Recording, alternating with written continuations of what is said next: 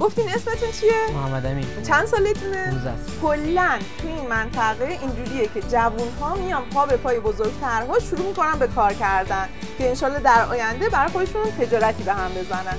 خب حالا من دنبال یه پاپوش یا همون صندل میگردم. لباس اولش دیگه. آره برای همین لباس که حالا تنمه. کفش جدید آوردیم مثل اینا.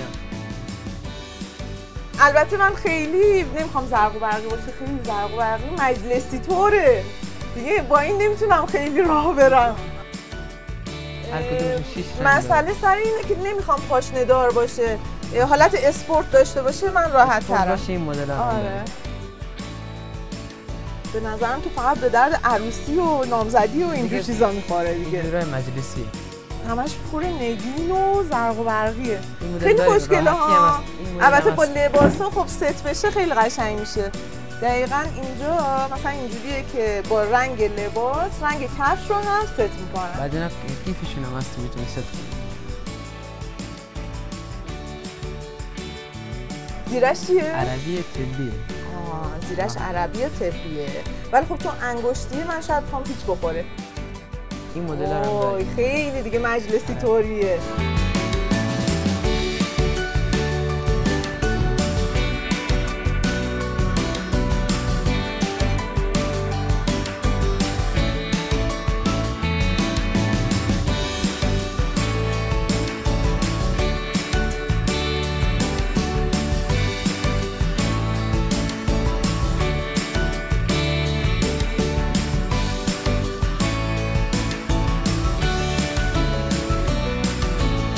در هر صورت اینجا اینقدر تنوع زیاده که من واقعا گیج شدم، نمیدونم کدوم بعد انتخاب کنم.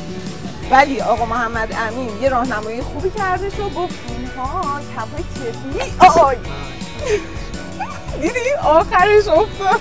این مدلشون هست. آره این کار طبیه و من فکر کنم که کاملا راحت باشه تو پام. حالا برم یه تست بزنم بپوشم ببینم چه شکلیه. از اینکه خیلی خوشم آمده. کفشام در بیارم.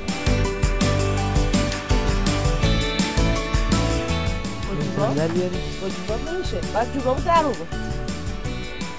بده قشنگ تر دست اینجا مثل اینکه بدون جوبابه.